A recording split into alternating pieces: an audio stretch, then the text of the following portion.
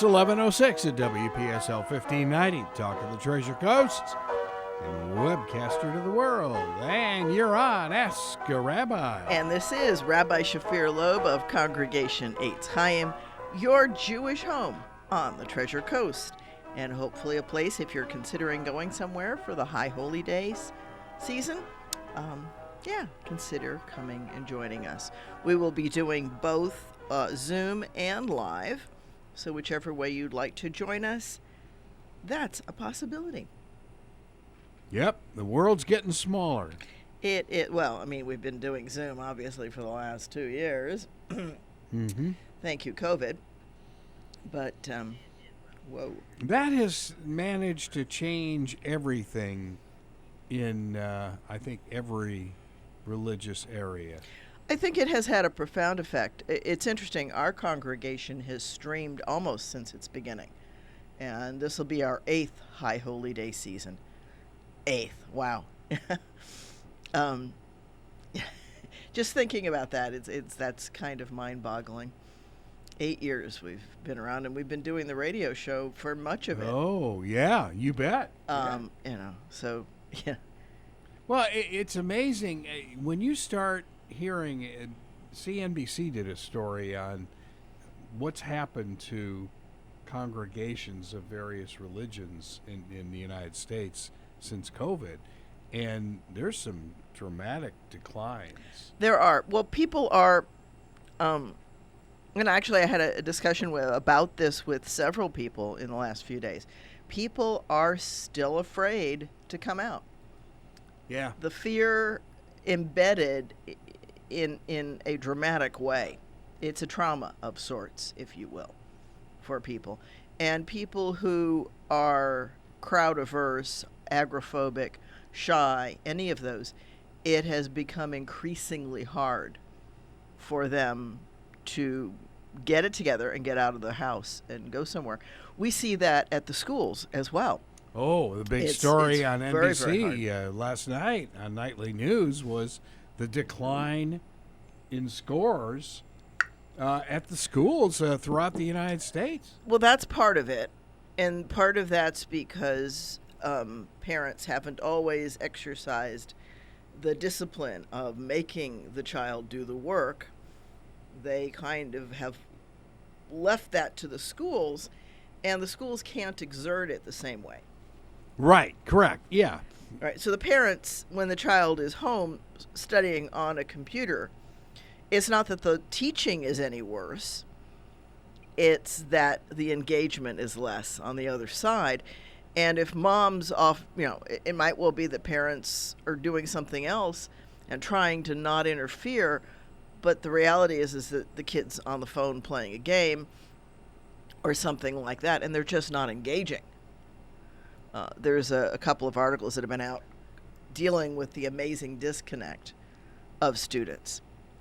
And we're shifting to a time, I think, where it's not about passively, I describe it to my students this way: we don't drill a hole in your head with a little drill and an awl and stuff the knowledge in and put a cork on it.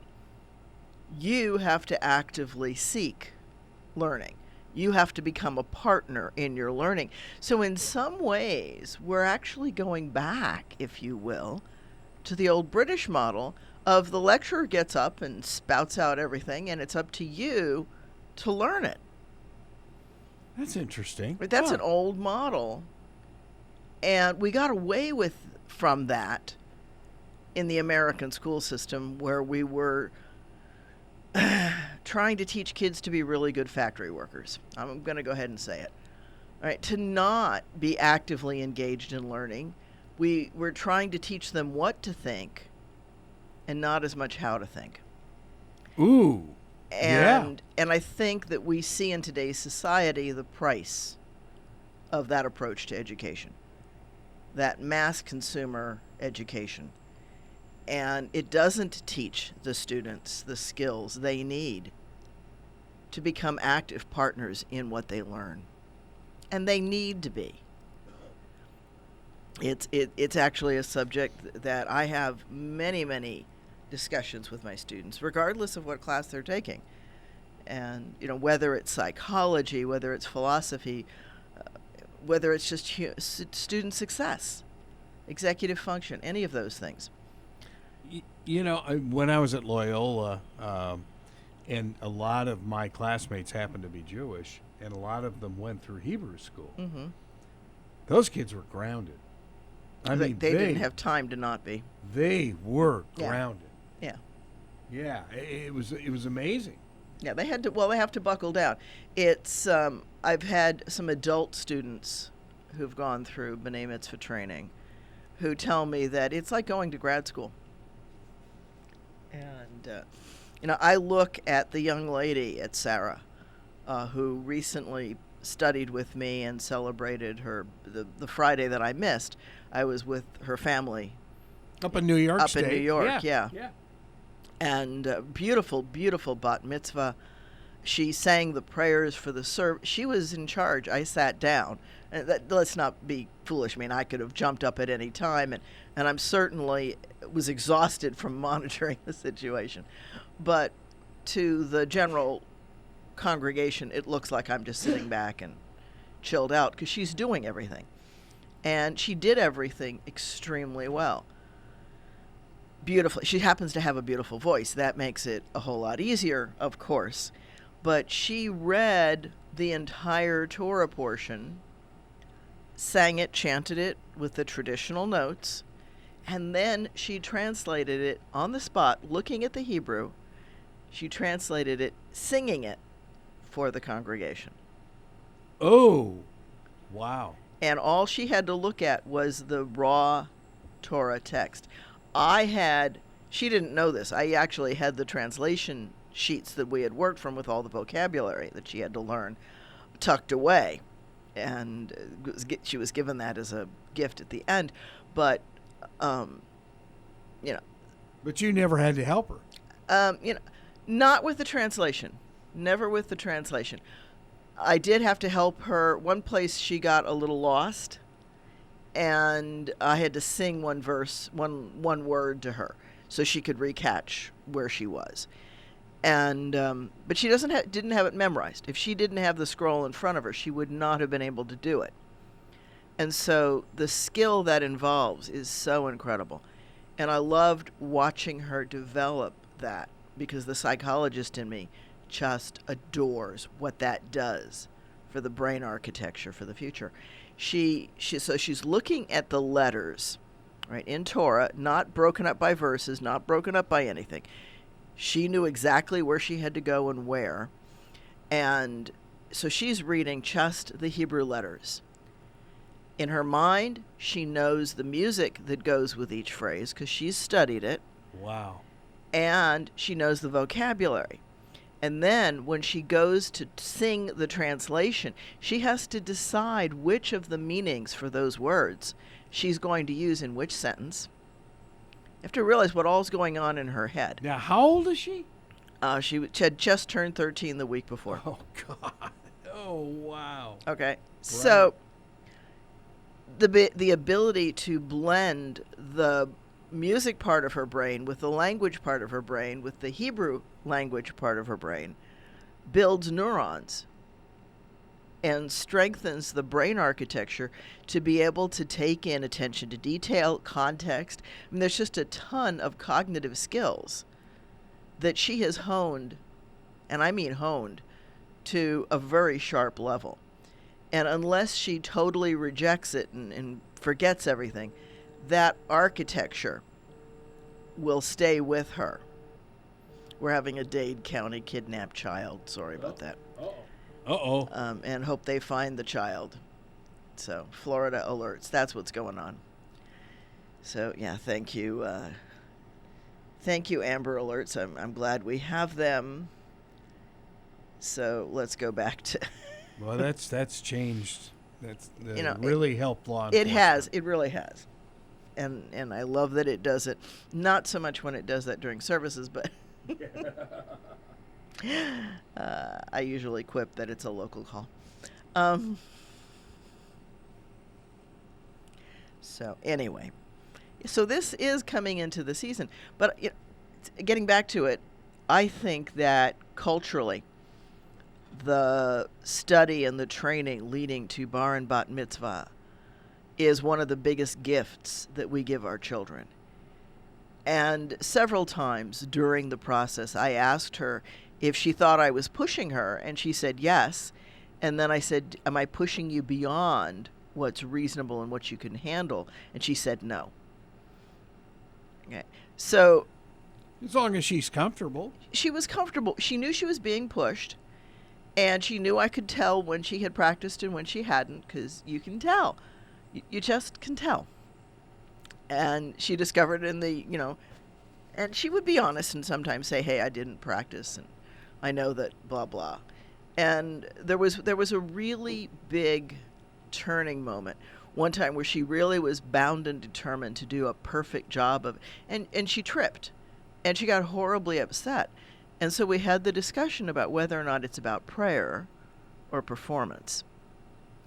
And I think she learned that. And when I talked to her a week after the bat mitzvah, kind of a debrief kind of a session. And I asked her what was the biggest thing she learned.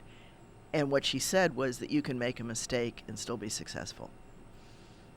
And I couldn't have asked for a better lesson. That's a good lesson for all of us. Right. And so I think that culturally, when we do a traditional bar bat mitzvah, where the child is no longer a child, but in fact a functional member, they're not an adult. They're not an adult until they're 25. I'm sorry. The brain is not done doing its thing and developing. But we've given them a leapfrog, if you will, in architecture, in brain architecture. And when parents turn it just into a party, I think they're doing a disservice to their children. And what's interesting about Sarah, one of the things her mother shared with me, she didn't even realize that gift giving was part of the process. She was surprised by all the gifts that people gave her. That wasn't why she was doing it. And that was a gift to me. Oh yeah, I went to dozens of them. it was amazing. Oh yeah, some of them have this pile of loot. Oh yeah. And that was the way in West LA, believe me. Yeah, yeah.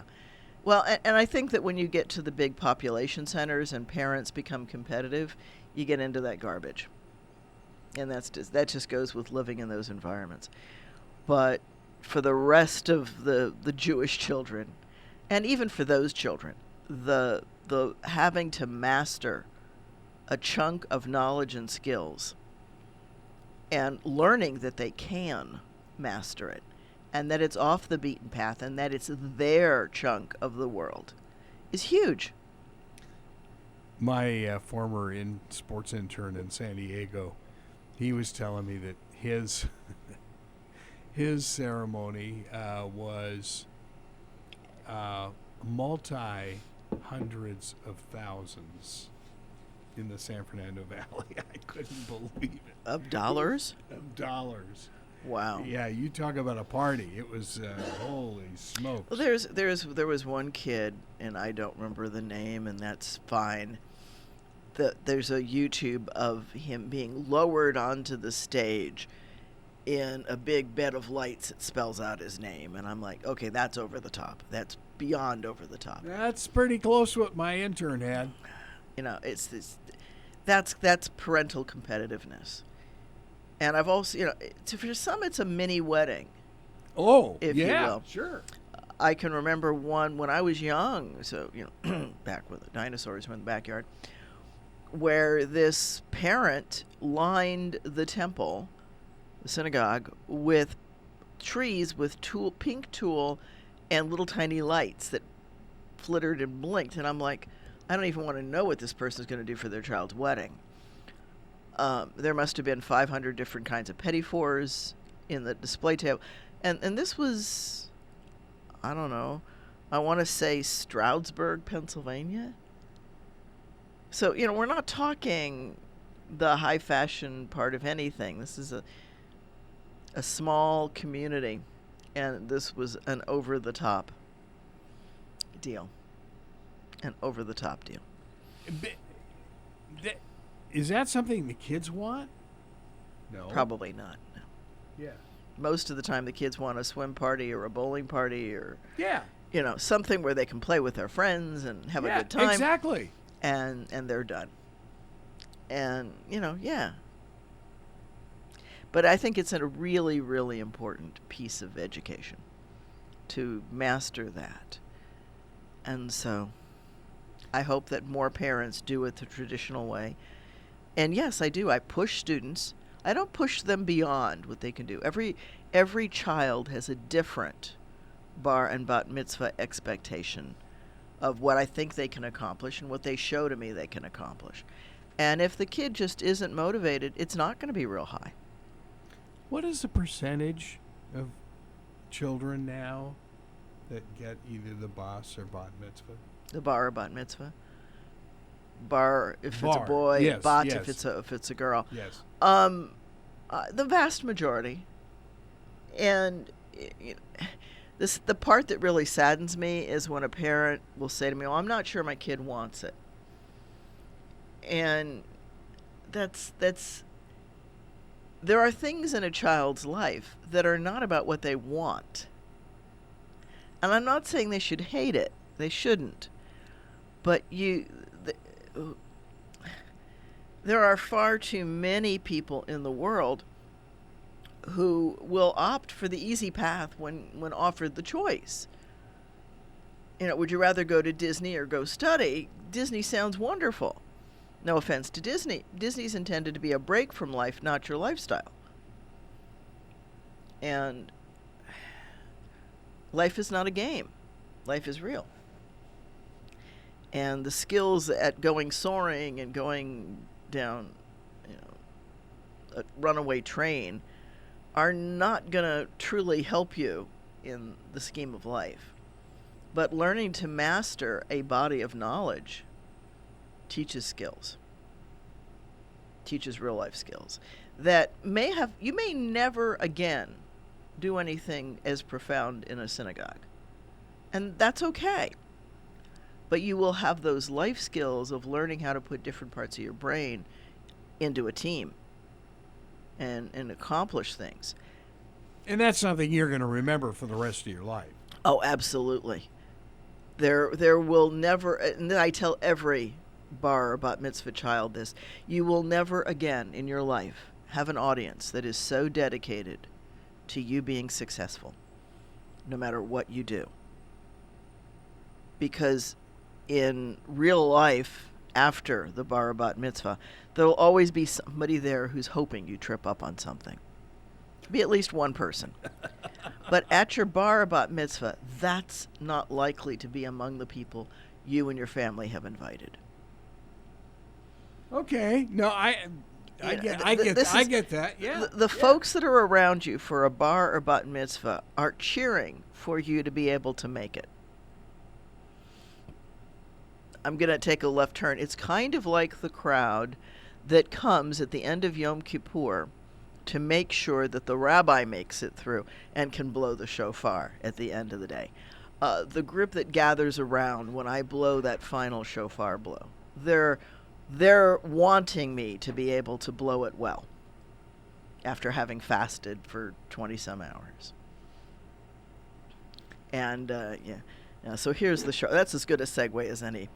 So there for it those is. on Facebook, this shofar that I'm showing you, it's not a big one. This one is a typical, just imagine it being on some poor little guy. This was my father's. I can remember this shofar since I was little. It's been around forever. So let's see if I can. Here we go.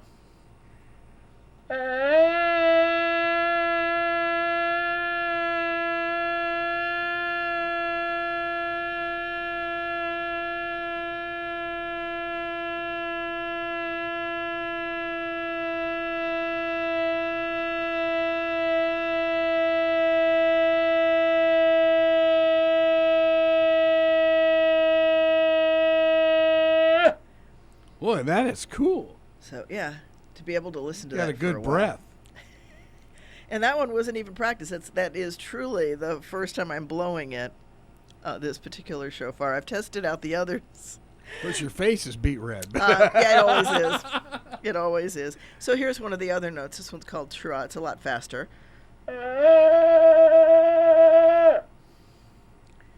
So there are different notes that you play on it, and as you can tell, there's no, for those on Facebook land, there's the mouthpiece, and it's just a carved hole into it. Now it's a ram's horn. It's a ram's horn. There's nothing. There's no bugle pieces attached to anything. It's absolutely so cool.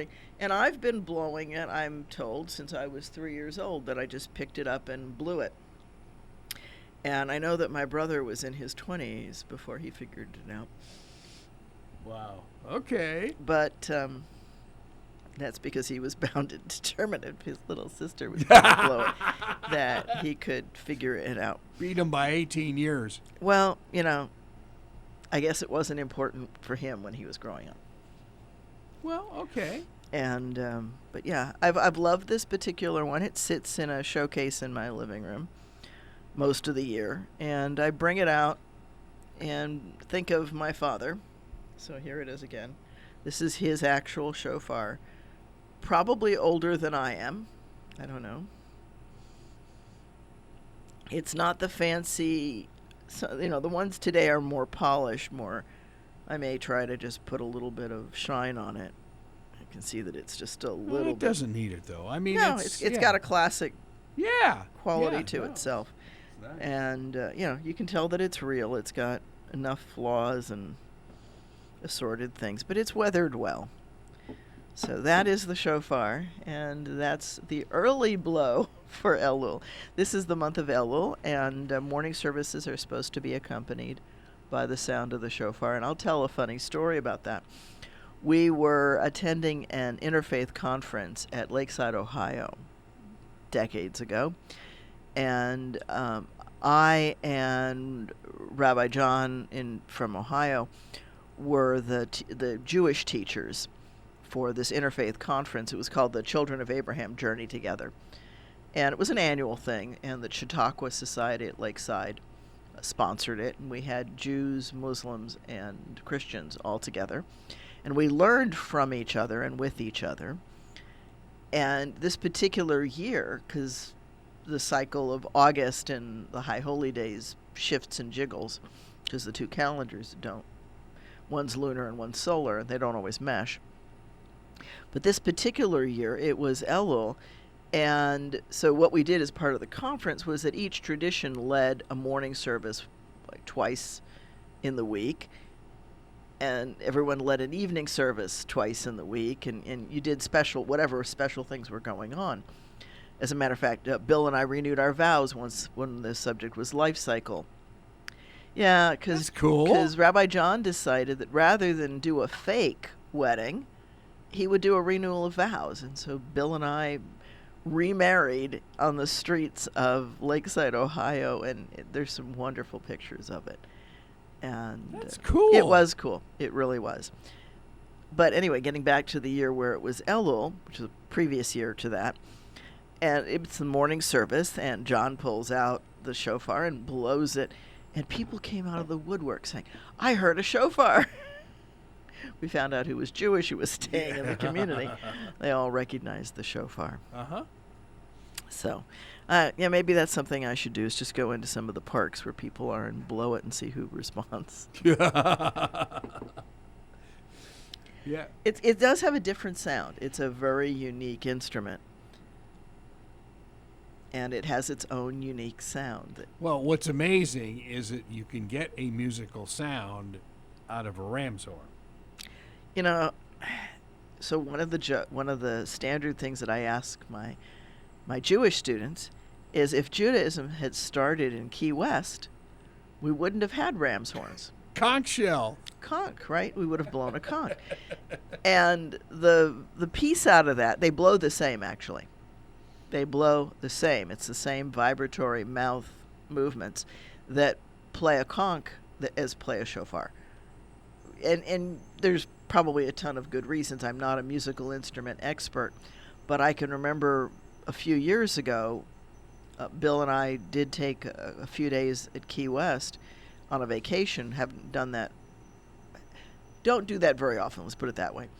And we were in a store and looking at conchs, and I actually asked the woman who was there if I could test it and see, and she's like, yeah, go ahead. And I blew it and started playing notes on it because it plays the same. And she's like, how do you know how to blow a conch? And yeah. So people have found musical instruments, right? The didgeridoo is probably much the same. Australia. Right. People learn to play vibratory instruments because we have a wonderful instrument on our body called our mouths. And we can learn to control those. And there's all kinds of extra techniques that you can learn. Yeah, but just think, if the Jewish religion really did come from Key West, Jimmy Buffett could be a rabbi. And we'd probably eat shrimp and lobster. Oh, well.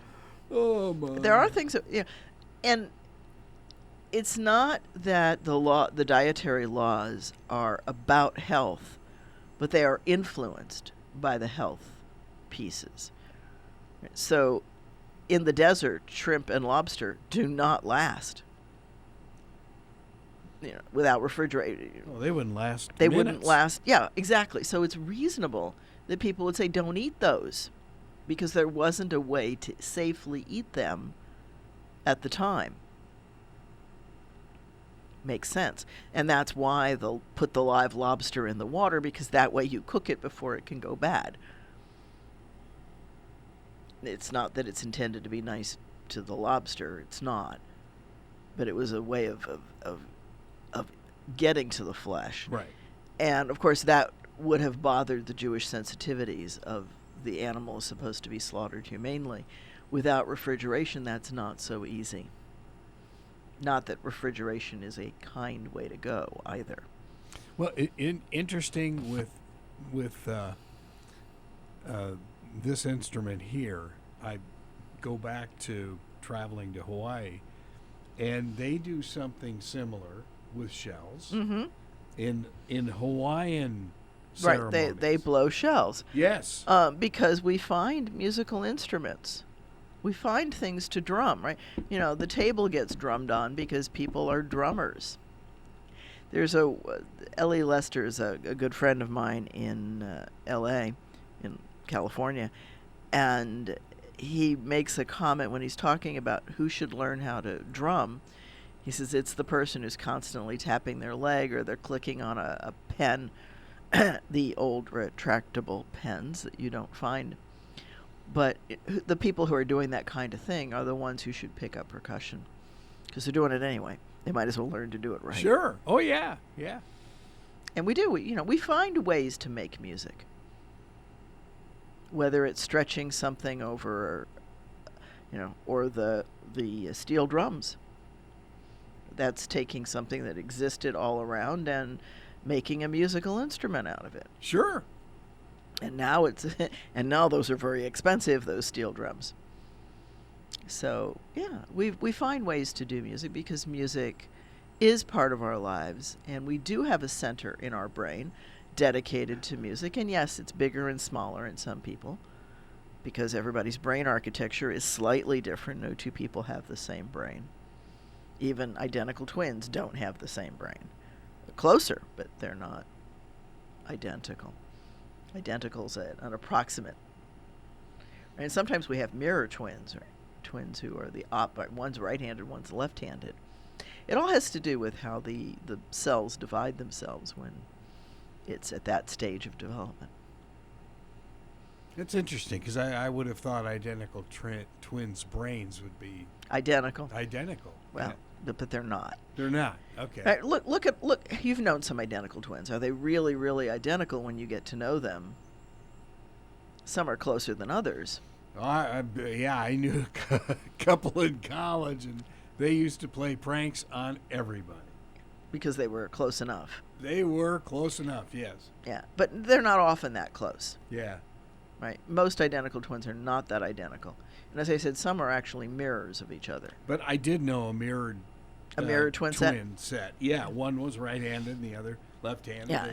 They both played. It was interesting because they both played the same sports. But one played left-handed, one but played one right. was a southpaw. Yeah. Yeah. So it's all a function of how and where and what the cells decide to do. And they're not making conscious decisions. They're just doing the random thing of life. Life is a random.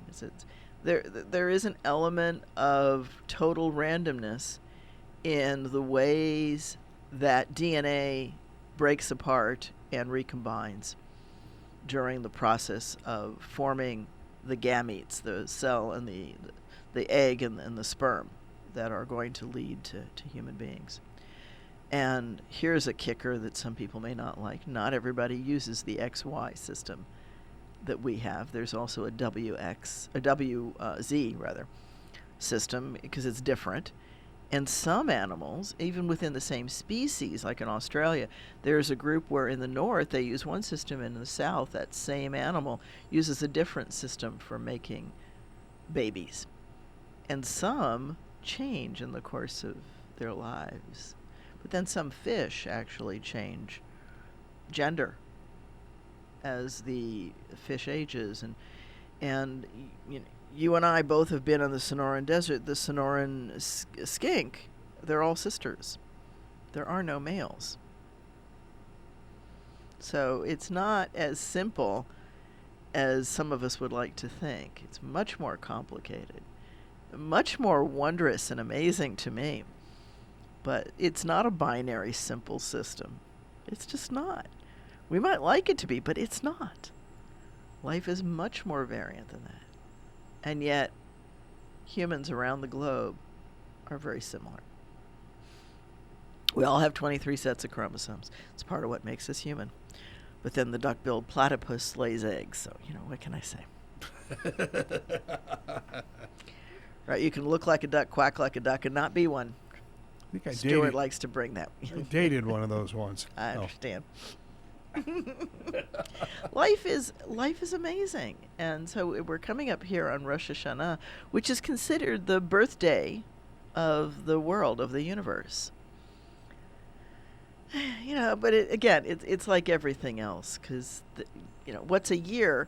A year is a cycle of the Earth going from one spot around the sun to the exact same spot on the orbit, because we continue to go around. But we're also wobbly, folks. We tilt on our axis and the Earth wobbles. And no, you can't feel that, but it does it. And if you really look it up, you'll find out that days are 23 hours in some number of minutes, or 24 hours in some number of minutes. It wobbles. It wobbles on its axis, it wobbles on its orbit, and the whole solar system wobbles in the galaxy. It's a wobbly world. And the big question now, being the scientist you are, is how big is the universe? Now that we're starting to see some of those pictures from way outer space and potential planet like ours. I think that there is life elsewhere in the universe.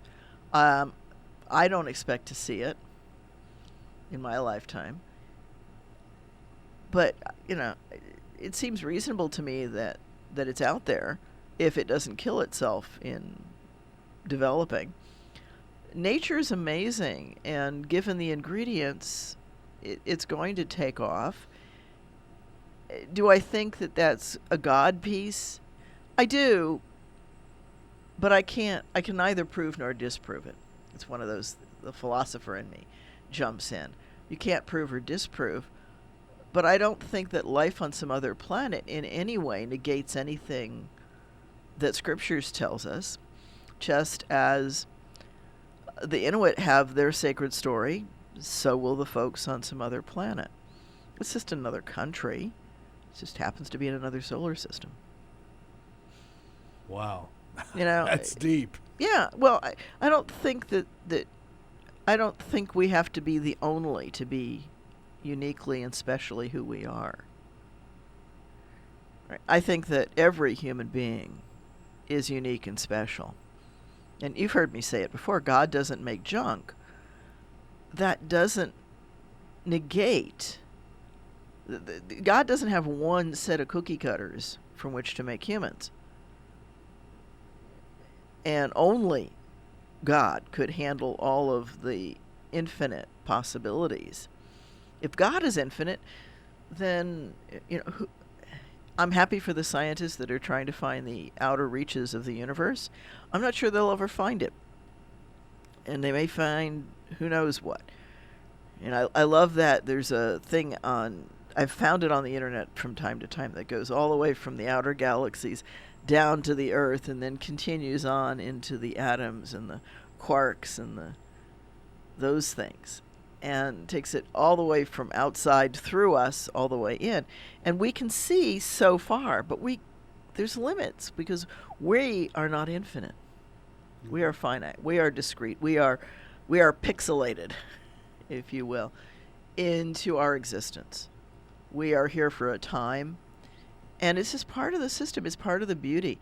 I think the more that I study science and the amazing abilities of our human nature, the more awe-inspired I am at how the system is so fragile, so delicate, and still works. We could destroy life on the planet in a heartbeat if we do enough wrong things. But the Earth is doing its best to clean itself, to wash itself, to heal itself from the damage that we're doing. We do a good job. And we do, we have seriously wounded this planet. And I don't want to know what she's going to do to try to fix that. We need to work with the Earth and heal some of the stuff. We're doing some things right. And some of it we're doing in spite of ourselves. What do I mean by that? Look at the way that business used to be almost all cash, with a little bit of bank transfer, some checks. When my husband and I used to sell jewelry and art, and we did it at shows, then it used to be that 1/3 of our income was cash, 1/3 was checks, and 1/3 was credit cards. And with the advent of debit cards, it shifted within a couple of years to almost all credit card. Almost all credit card. Very little cash and very little checks. And now kids are coming through school. They don't even know how to write a check. They just don't know. They know how to find out what their routing number is and what their account number is on their phone. They don't know how to fix the phone, but they know how to use it. and they only really know the apps that they use that somebody's shown them. They're tech dependent. They're not tech savvy. Ooh, nice. Yeah. Okay. I can see that. Yeah. Today's generation is tech dependent. They need their tech to function, but they only know the parts they've been shown. They're not nearly as exploratory as your generation or mine. And older than you, hockey sticks, tends to not have smartphones because they're scary. They're so powerful that they're scary. And they're afraid that they'd mess something up or get confused or whatever. And at some point, it's an interesting balance. I used to talk about this at a previous congregation. Don't do it so much because almost everybody in my current congregation is smartphone users, or smartphone users. Even the few that had been flip phones are the numbers are dwindling. Some of them are starting to use smartphones, even if it's only a pared down version of it. But I used to, when I started teaching at IRSC, and I would ask who has a smartphone. In the beginning, I would get half to 2/3 of the class that would say yes. In the last couple of years, nobody is without a smartphone. Right. So we're seeing a lot of things that are shifting and changing, and the rate of change is accelerating. And I don't know how fast humans can handle and still stay with it. But I have a feeling we're going to learn that. I don't know if we're going to learn that in our lifetimes, but we're going to be learning that pretty soon here because the rate of acceleration is steady. with the smartphone or the tablet that you Yeah. have in front of you, Yeah. who repairs it, or do you just throw it away? And we're getting more and more of a throwaway Yeah. type piece. My husband likes to build computers, and so my desktop, I have a desktop, a couple of laptops, and obviously I have assorted technology in front of me, a tablet, a phone, and Mr. Mevo, as we like to call him. I heard of a desktop once. Yeah, but he likes to build those. And somebody brought him a laptop not too long ago that was malfunctioning, and he can't get in to fix it because it's sealed. It's not even screwed. Mm-hmm. Oh, yeah. Well, and, I think there was a story on CNBC that I saw. Apparently, the Japanese don't have desktops anymore. It's like a whole society has moved away from it already. I think that desktops, in general, are becoming less popular. I know that I'm still resisting personally putting everything up on the cloud. And I don't like that at all. I understand it, so I just downloaded. Somebody sent me 2,300 files of something or other, and each of the files is a zip file of the file of the.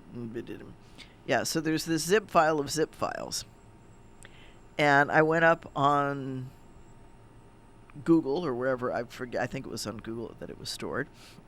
And downloaded it, and it came down, and it's pretty significant in size. And now I'm wondering if I can unzip the unzips and put them on a thumb drive. Thumb drives it, and then Have to be a big one. it's going to be It's going to be big because it's 430 something. It's huge, and that's the zips of the zips. So, the desktop is becoming obsolete as much because even with the terabyte disks, there's a limit to what you can store on your desk. And if you do, then you can't go to the office computer and access it there, and you can't do this and you can't do that. You can, but it's just not as easy. But, again, you look at the technology, look at these little things, like what we're recording the show on now. That didn't exist a few years ago. And that's a whole lot smaller than that unit was when I started doing the shows here. You bet. People can't see it. It's as Greg said, it's the device that's sitting there blinking at us, telling me what my voice volume is, and a couple of other little things that I can see on it from here. It's across the room from me. There's an incredible amount of technology in the studio, and all of it is incredibly smaller than it would have been 10, 15, 20, 30 years ago. When I carried the VCR cameras were a whole lot bigger, and we had the small scaled down ones than what we have here. And this is ironic because Chip over there is taking pictures of the technology, I guess, so he can splice it into the YouTube. Technology's all around us, and we need it. We need it to thrive. It's not destroying us when we master it instead of becoming its slave. Well, and look at that little camera you have in front of you. If you put that up, that's probably, you could put 10 of those little guys that are all 4K. Yeah. And replace those, yeah. Oh yeah. Yeah, well, and we're doing that in the temple. We're hoping to get another second Mevo so we can do multiple shots. Nice. The software on my old tablet, which I also hope to replace, can handle 3 cameras. And what I can't do is manage 3 cameras and the service. So it's going to have to be somebody else who's focusing on which shot of what to pan and do and all kinds of things. But again, all that could be done off a tablet. Yeah, it's all can be done off my phone. Well, yeah, but you can't see it. Yeah, that's the problem. And it's not the technology's problems; it's my eyes, or the eyes of and I'm amazed at what young people can see. that I can't, but but yeah. So for those who don't know it, Mr. Mevo that's the brand name of the camera, and it's a live stream camera. It's used by a lot of bloggers and influencers and those kind. We didn't used to have those kind of folks, but it's about 3 by 2 by 1, thereabouts. Small. It's Very very small. very small. I can slip it in my pocket, and women's pockets are smaller than men's. And it can go with me anywhere. It travels in a case because I shock test everything. There's a story in my house that if I touch something, it's going to be on the floor and not necessarily by cat. Yeah, I test equipment when they fall out of the press box, and they still work. Yes, I need to upgrade the shock equipment on my phone, as you can see by the camera facing you. And but yeah. And we're going to try something that we've never tried before, that Craig found, our engineer, that is like your Mr. Mevo there. And you just plug 2 regular cell phones? Mics. No, just studio mics into it, and you're there. Okay. So the day of me taking like a small audio board with me on the road and stuff, I just got it in my backpack and put 2 microphones in, and I'm there. Mm-hmm. That's almost unheard of. Well, and it's changed the way that we get news. Oh, yeah. Look at how many videos are coming out of places where, back in the day when you had reel-to-reel, the Mickey Mouse, right? You had to wait for the film to physically get from where it was shot. If you were lucky, they developed it in a truck. No. In Tucson, this goes back 70 through 74, and there was a place called Arnie's in the middle of Tucson that all the television stations, all, 3 of us, that would converge and take all of our films in. And Arnie would sit and develop all 3. He would develop all 3 television stations. So everybody got it back at the same time, too. And in theory, yeah. And hope everybody was honest and didn't take the others' the stories. Yeah. Oh, yeah. I mean, you're right. It was a all-day process. Yeah. You shot the film in the morning. If you didn't do your news story before cutoff, it wouldn't get into the 6 o'clock news. And that's why there'd be more at 11, because whatever was shot after the first cutoff would be in the second shift. Yeah. And if you didn't make that cutoff, like if you did it at 10 o'clock at night, it wouldn't be in the news until the next day, if a camera even got out there. Well, now what you have is a device called bonded cellular, which you could take Mr. Mevo and plug it into this thing that you can clip on your belt, and you can go anywhere and cover news live. Yeah. And it's amazing. Well, let's look at the difference in the footage of January 6th at the Capitol. Yes. Look at the video that came out in the moment, on the spot, from inside and outside. From cell phones. Yep. And that creates a whole nother world of problems for security folks. Yeah. There's just this whole new world that we're living in, and it's neither bad nor good. It just is. We need to lose some of that judgment value on things and just figure out how to best use what is available for the good of all. And those are, I think, really key questions that we're going to be facing in the future, is how do I use technology, and how do I make sure that it stays in places that are good for human beings and good for animals? We have a responsibility to the animals on this planet. If we want to consider ourselves as an alpha position, then we have a caretaker responsibility for the rest of the planet. So that's the piece that people don't get. When Scripture says, be the master of the world, it doesn't mean bring it to heel to you. It means take care of it. Be its shepherd. Be its caretaker. There was a show on National Geographic, and it was on photographers. Mm-hmm. And you see these photographers taking pictures of like lions and tigers and stuff, and how a tiger might come up on the photographer from behind Mm-hmm. and just put its paws around the neck. I mean, like in a loving fashion, not, nothing threatening. Nothing hostile, yeah. No. Animals are not hostile automatically. I mean, if they're starving, if they're hurting, you're going to get stuff. And, Yeah, but it was really beautiful. It was like, wow, this is amazing. yeah. Yeah.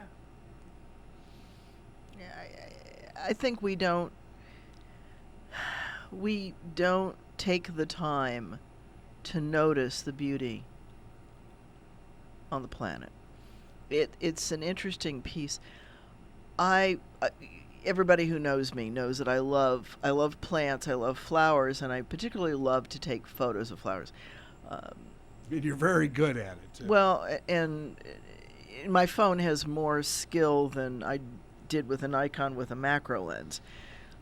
It blows me away how fine and not fine it is, because there are times when I'm like, dang it, I want manual control over this. Yeah.